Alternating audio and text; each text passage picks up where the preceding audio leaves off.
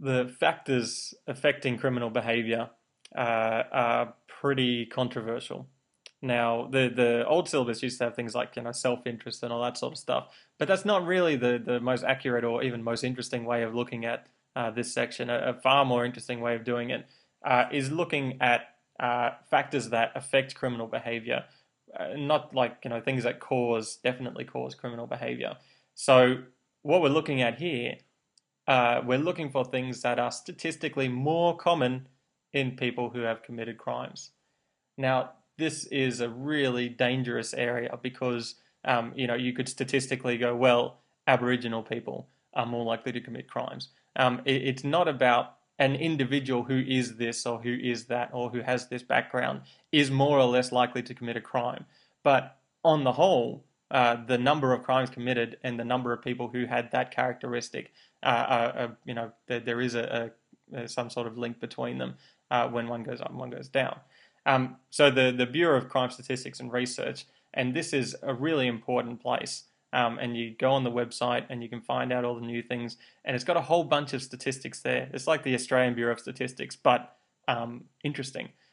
So the Bureau of Crime Statistics and Research, or BOCSAR, not BOSCAR, you just look at the letters there, BOCSAR, they came up with this big range of factors that may affect criminal behavior.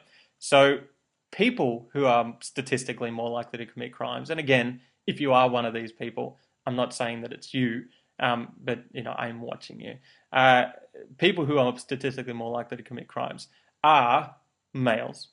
In terms of male criminals to female criminals, the ratio is about 2 to 1, and that's not the imprisonment rate. That's through careful statistical analysis. Women are just less likely to commit crimes, and males are more likely. But it's only really like it's 2 to 1, so it's twice as likely. But that's not really enormous, and it doesn't mean that if you're a male that you're going to commit a crime, or if you're a female you're not. Young people, the average starting age of a career criminal is someone between 12 and 16. The earlier they start, the longer they stay in the criminal life. So that age is crucial, and it's why school is compulsory and all that sort of stuff during that time to keep you away from that sort of stuff. Now, people who grew up with inadequate parents. Now, when I say that, often people go, yeah, that's my parents. Inadequate parents, it's a bit more specific and a bit worse than just, oh, they didn't give me money or something like that. The main one is neglect. People in large families, people who are not very well supervised, so allowed to go out at night and all that sort of stuff. If they're not very well supervised and not very well looked after, that's neglect, and that's often more powerful than abuse. Also, things like parental conflict, so fights between the parents, but a lot is to do with abuse of the children, and things like discipline that goes too far. So very, very strict parents are actually screwing themselves over, because the stricter you are on your kids, if you're super, super strict, and it doesn't really have anything to do with what they're actually doing. So like, oh, they have their socks in the wrong place, so you beat the hell out of them. That's not actually helping them to become more civilized or more on the straight and narrow. It's actually having the opposite effect. It's making them more likely to commit crimes in the future. And having parents who commit crimes is obviously going to have something to do with people who commit crimes. So the idea of the great myth that people who commit crimes are doing it for their kids, in fact, it's the opposite. If you are committing crimes, then your kids are more likely to commit crimes, no matter what you want to convince yourself of. You're not a big man who's doing the right thing. You're just being selfish.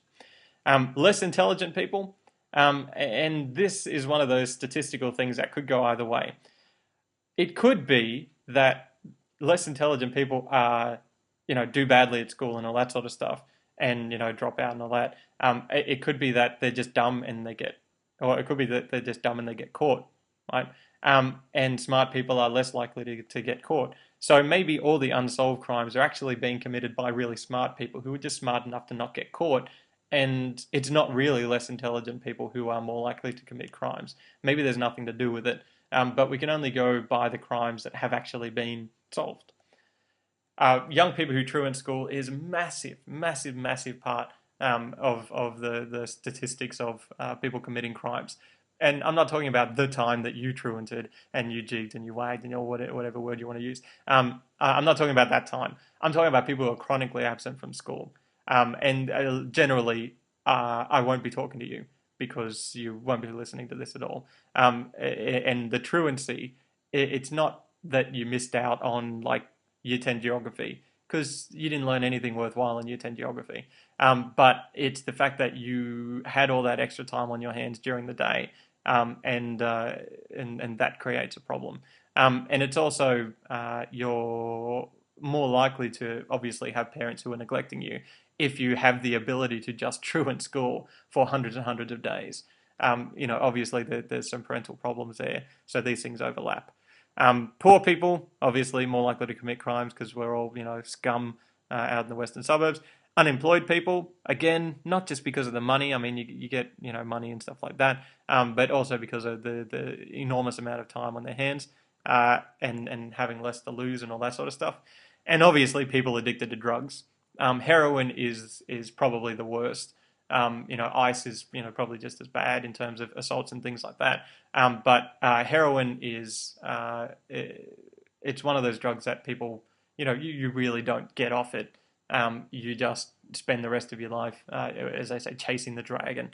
You just want to keep getting back to that to that high. And heroin addicts will kill their own parents. They'll do all sorts of horrible, horrible things. But they also commit property crimes to pay for their habit. So it's how cash converters works. Now, the places that are statistically more likely to have higher crime rates. This is another area where it's a little bit hard to work out the statistics, but really, it's not poor areas or rich areas that have higher crime rates. It's where there's a lot of income inequality. So what you have in some areas, the crime rate in, say, let's say Mount Druitt, is not actually that high because most of the people are poor. And the idea of poor people stealing from poor people, it just doesn't work out. It's areas where there's a big gap between the rich and the poor people. And that creates a problem. It creates tension as well. In the say the Sydney CBD, there is a lot of crime. Because you have incredibly wealthy people and you have homeless people. Like you have a huge gap between the top and the bottom. If there are areas where there are more opportunities for crime, or rewards, those areas also have higher crime rates. So if you've got like places that don't have a lot of police, the crime rates in like the rural areas are generally quite high because there's like one cop and he's only there on weekdays. There's very little law enforcement that goes on because the poor cop hasn't got a chance of actually getting to every single crime or seeing it or whatever. But the same thing in places where there are like pawn shops and stuff like that, PAWN shops, those are also more likely to have higher crime rates because the rewards are higher. If you know that you can steal a whole bunch of things and then get money for it straight away, especially if you're a heroin addict, then it's better for you to be in that area if you want to commit crimes. And there are also some areas where the locals don't want to, or just can't, but usually don't want to police their own neighborhoods. So sometimes the locals just they won't talk to the police and stuff like that. So if you think of say Southwest Sydney in 2010, 2011, there was an increasing number of shootings and stuff like that. A lot of locals just won't talk about it. And that creates a problem because if you know that the locals are going to keep their mouths shut, you're more likely to commit a crime.